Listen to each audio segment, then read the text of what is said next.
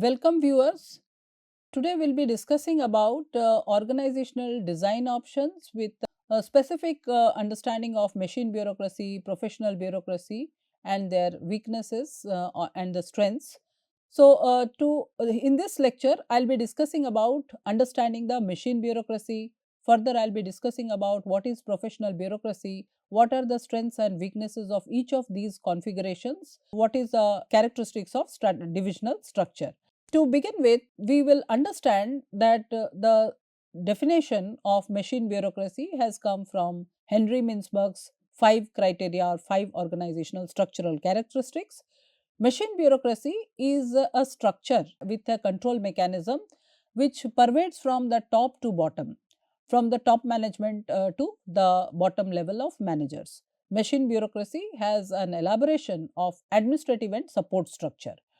The staff part of organizations are focused on operating core, the large organizational units, but narrower ones in the middle line to reflect the tall hierarchy of authority. Mechanistic organizations resist the change, which make it unsuitable for innovation. They are not very favorable towards innovation, and they cannot adapt to change very rapidly. Often associated with older and large organizations with a stable environment. A machine bureaucracy mostly operates in a very stable environment where there is no change and sometimes externally which is controlled. Machine bureaucracy has standardization as the key concept underlying the core of the machine bureaucracy. For example, in the case of banks where you keep your account, the departmental store where you buy your clothes, the government offices that collect your taxes, enforce health regulations or healthcare centers, the local fire protection agencies, they rely on the standardized processes of operations for coordination and control. Characteristics of machine bureaucracy.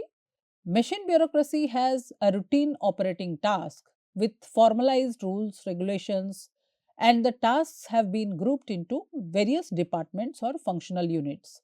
There is a centralized authority, centralized control. Decision making follows the chain of command. There are hierarchies, there is a chain of command, and elaborate administrative structure with a sharp distinction between the line and staff activities. The tasks are well allocated. There is an authority as well as the divisions which have the staffs which are working on the standardized processes. Rules and regulations permeate the entire structure or they are guiding the efficiency of the entire structure. It depicts the configuration which has been adopted by Henry Mintzberg. And machine bureaucracy is a concept which has been given by Henry Mintzberg in 1983, and the key part of the design is the technostructure. That is because this is where the staff analysts who do the standardizing, the time and motion engineers, the job descriptions, designers, planners, budgeters, accountants, auditors, system and procedure analysts, they are all housed in the technostructure, and machine, they are important part of the machine bureaucracy. During the next 5 decades, Delta Airlines rapidly grew to become one of the largest airlines in the United States and one of the biggest passenger carriers in the world. I would like to give you a brief highlight about how the company has grown over a period of time from 1953 to 2008. The purchase of Chicago and Southern Air in 1953, then further adding jet airlines to the fleet during 1960s, then introduction of European service in 1970s, launch of frequent flyer program in 1980s, takeover of Pan American Airways European routes in 1990s, a merger in 2008 and with the Northwest Airlines, making Delta the largest air carrier in the world by 2008, which I have tried to give you a glimpse of how an organization evolves with the environment. When there are opportunities, there are avenues for growth, an organization does not limit as a simple structure, but it has to evolve its structure It has to grow in order to be more sustainable and more competitive.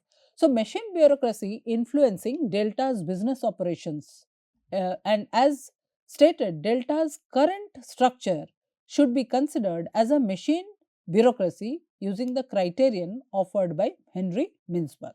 Similarly, there is another organizations like Biocon's machine bureaucracy, where the strategic apex is small, the middle line is large, the operating core is large, support staff are also large, and techno structure is also large. So, different structural dimensions. There is high complexity, formalization is very high, and centralization is very high.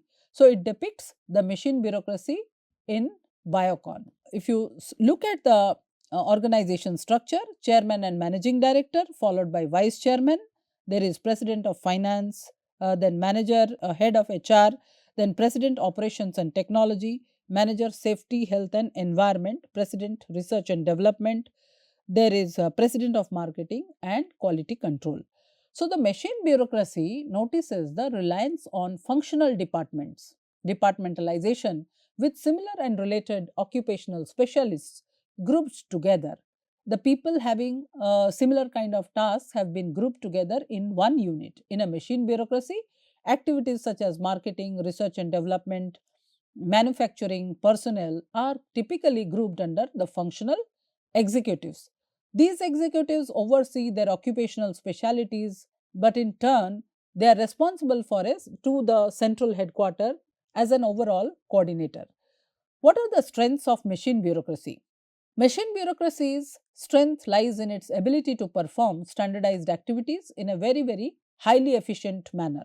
Keeping specialities together results in economies of scale. There is minimization of duplication of personnel. People are not working on the similar roles and equipment, and comfortable and satisfied employees who have the opportunity to talk the same language among the peers. When people having the similar skill sets are working in the same functional department, they are able to convey their message, they are able to communicate very effectively. So, that means they have the common frame of language amongst their peers. Further, machine bureaucracy can get nicely with less talented middle and lower level managers. That means cost of hiring highly talented people can also be avoided. And the pervasiveness of rules, regulations substitute for managerial discretion. So, there are well placed rules, regulations to guide the organization to perform standardized operations coupled with high formalization, allow decision making to be more centralized, and there is little need therefore for innovation and experienced decision makers below the level of senior executives. One of the major weaknesses of machine bureaucracy is following the dialogue between four executives of one company. For example, uh, yeah, I know nothing happens in this place until we produce something, said the production executive. It's wrong, commented the research and development. Nothing happens until we design something. What are you talking about? Asked the managing marketing executive. Then nothing happens here until we sell something. Finally, the exasperated accountant manager responded, it does not matter what you produce, design or sell. No one knows what happens until we tally up the results. This conversation gives us a hint, the fact that specialization creates subunit conflicts. So basically what I am trying to reflect through these examples and conversations is that there is a high chance of subunit conflicts, because every unit has its own specialization. They try to develop their competency, they try to more perfect in their subunits. But however, there is a subunit conflict because each one of them thinks that they are more important. So, there is likely chance of subunit conflict. Functional unit goals can override. So, each functional unit thinks that their work is more important rather than the overall organizational goals. Functional unit goals can override the overall goals of the organization. This is one of the major weaknesses because every department, every functional unit tries to capture their attention or tries to give more importance to their own sub goals rather than organizational goals, which leads to conflict between interdepartmental units. Another major weakness of the machine bureaucracy is something that we have experienced at one time or another have to deal with people who work in these organizations. Obsessive concern with the following rules. There are people are highly obsessed with following the rules and regulations. When case arises, they don't precisely fit the rules. There is no room for modification. So these people have learned to mold themselves according to the rules and regulations, and they are not ready to discard or disobey the rules. So the machine bureaucracy is efficient only as long as the employees confront problems that they have previously encountered and for which program decision rules have already been established. The machine bureaucracy is most efficient when matched with large size, a simple and stable environment, and a technology that contains routine work that can be standardized. You see its effectiveness when you go into the main post office in any major city. Employees are assigned specific responsibilities to sort letters, to package the products, making local deliveries, picking up mails from the deposit boxes, and the like. And there is a long winding procedure.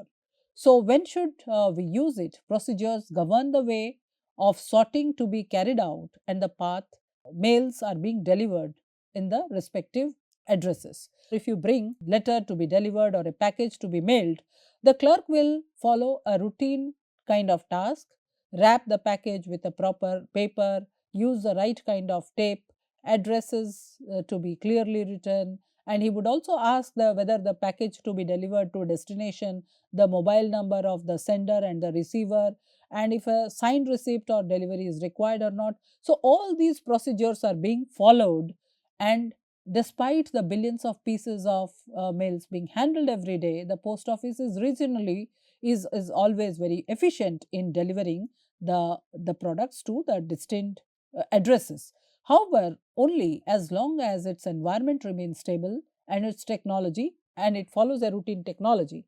Post offices, like all the machine bureaucracies, is very poor at making any change. They are averse to adapt to change. So, this design configuration is not just conducive to make changes either rapidly or efficiently. So, that can be seen in the effort to automate the post office operations. The processes took decades and rather months to make it more efficient. Where are you likely to find a machine bureaucracy?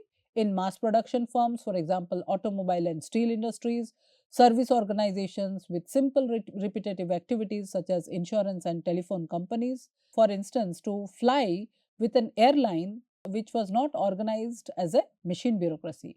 How comfortable would you be if you knew the maintenance men did whatever struck them as interesting instead of following a precise checklist? And the pilots worked out their procedure for landing in foggy weather when the need arose.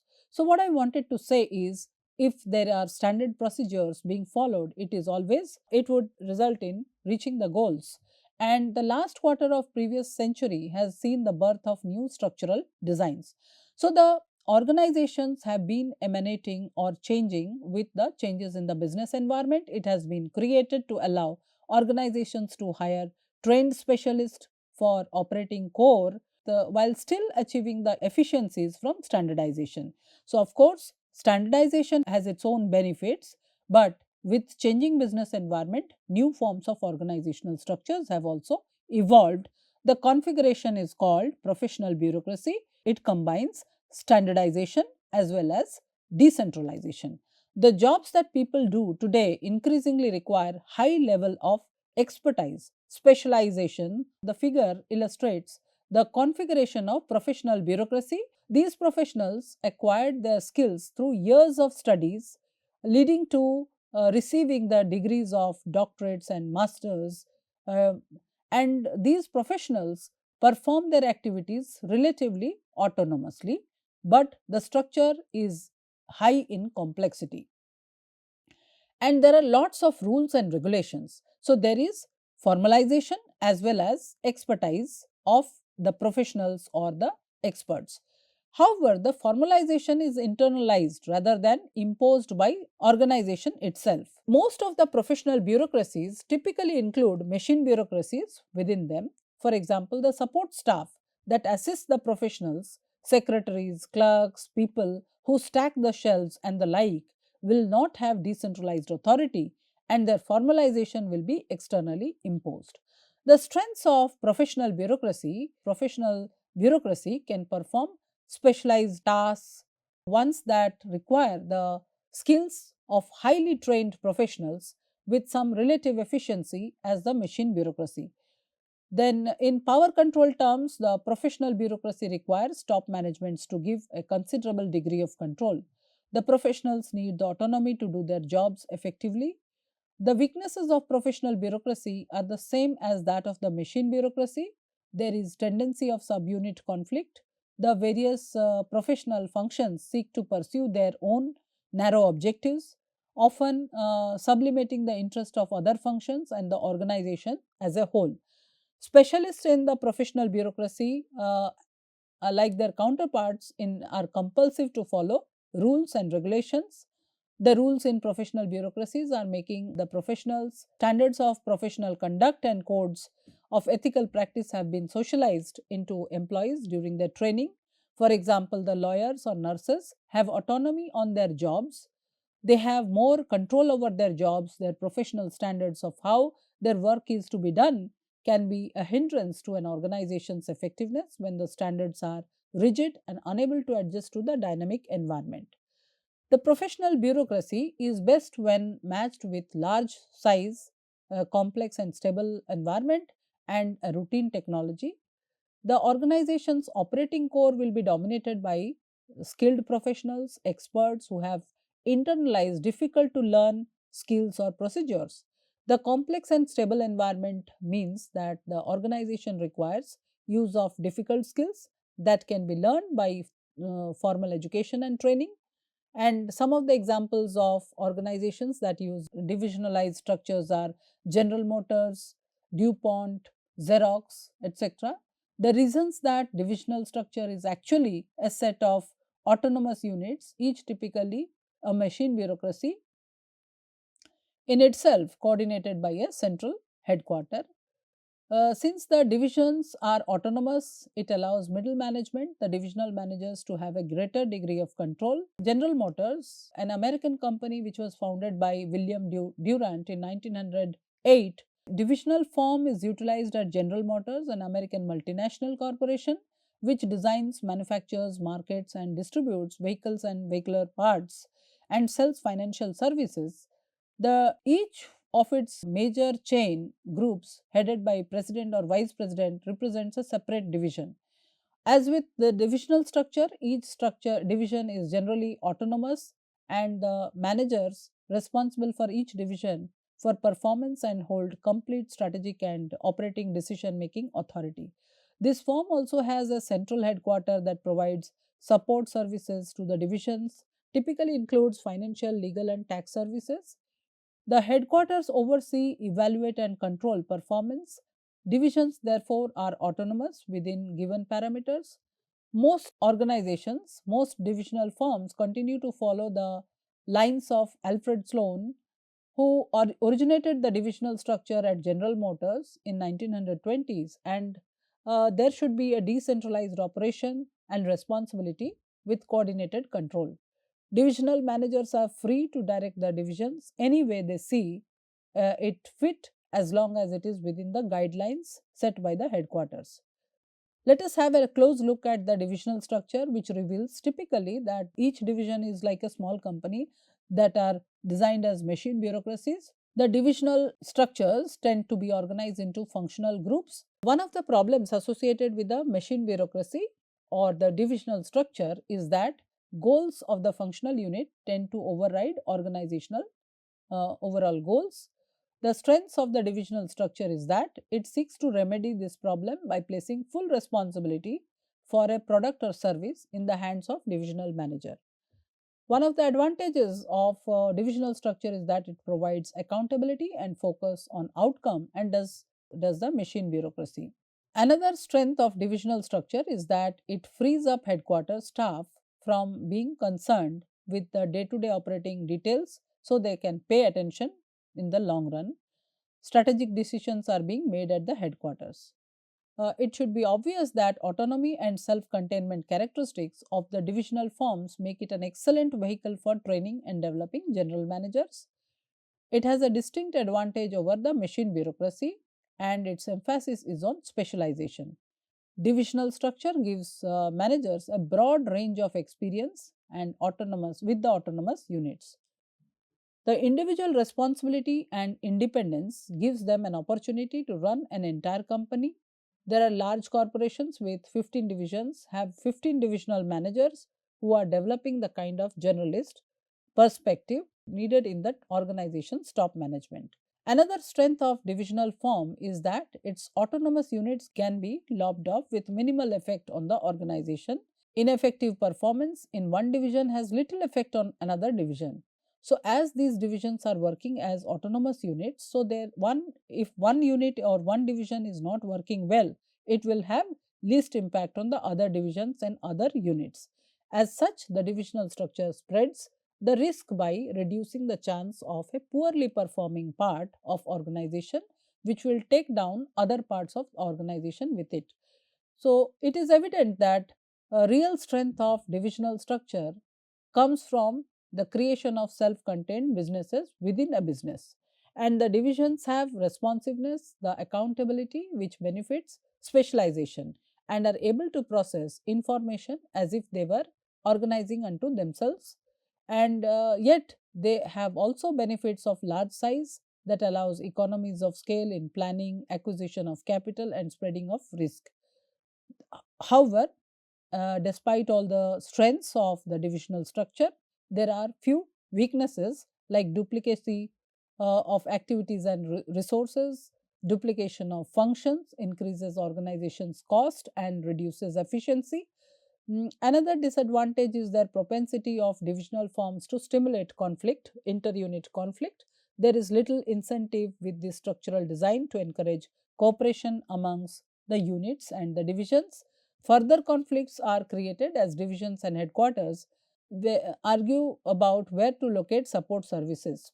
Most divisions succeed in having these services decentralized to their level and less dependent they are on the other headquarters. Hence, the less power headquarters personnel can wield over time.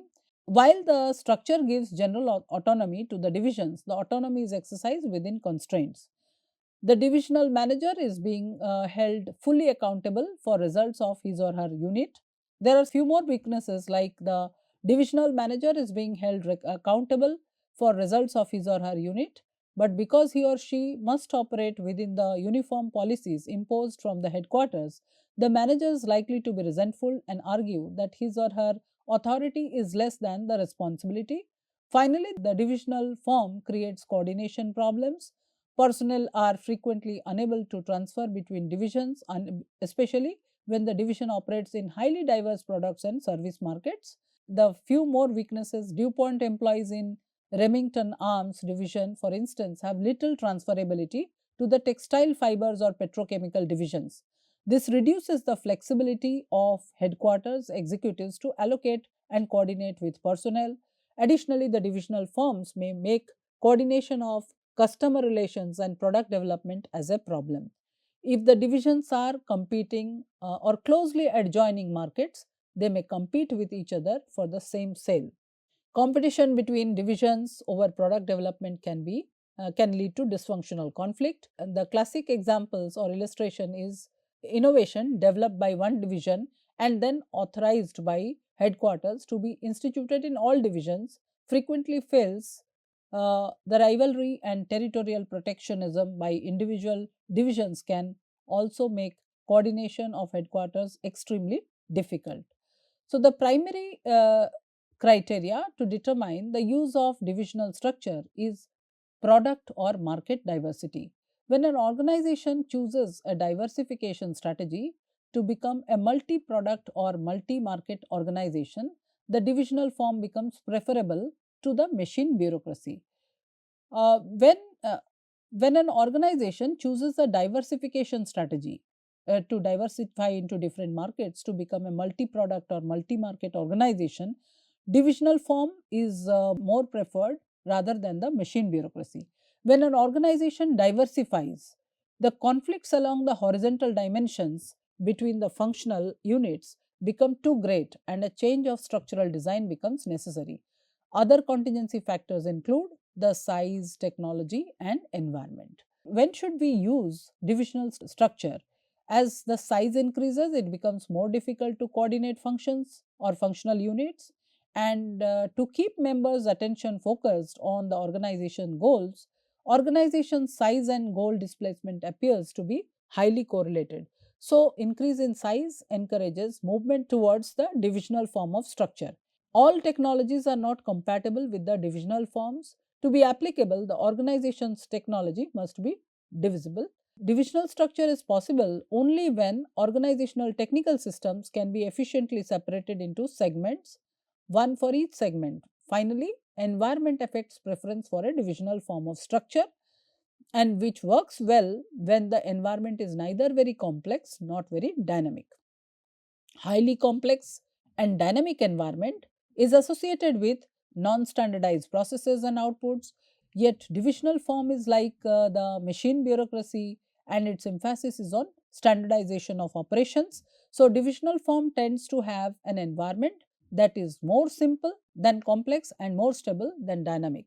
For most of the 55 years of Procter and Gamble was organized around the brands. Each brand, such as Tide, Head and Shoulders, and the likes, had its own brand manager who was singularly accountable for his or her brand's performance. Their focus on the performance of the product, the brand manager structure fostered internal competition and established incentives to excel. But having brand competition directly against each other created conflict and inefficiencies. So, as competition intensified, for instance, like the as the market growth slowed during that same period, sales of units on the detergent market were just 17% in the packaged good business. Procter and Gamble decided it needed to reorganize in order to get its brand to work more better. So, in what has been described as the biggest management change in 30 years of Procter and Gamble's introduction to a derivative of divisional form, that is, it calls the category structure. So, the new design leaves the brand managers intact but adds a new layer of management over the brand managers. Products have been segmented into 39 different categories from diapers to cake mixers, and each run by the category manager. So, this manager has a direct profit responsibility and oversees all advertising, sales, manufacturing, research, engineering, and other activities which are related to his or her category. The category manager, for example, for laundry, detergent, for example, becomes a mini general manager and who is accountable for his or her entire product line with direct responsibility over half a dozen or so brand managers uh, of laundry detergent products. The major advantage of this kind of structural design is that it allows Procter and Gamble to create marketing strategies to encompass entire categories and fit brands together. For instance, now manager for each category decides how to position advertising for Tides, Ariel in order to avoid any confusion in the minds of consumers. So, what we have discussed in this module is we focused on machine bureaucracy, the strengths and weaknesses of machine bureaucracy, and when should we use machine bureaucracy. Further, we have also discussed about the divisional form of structure and the strengths weaknesses of the divisional form of structure with the with when we should use or adopt this divisional form of configuration. Thank you.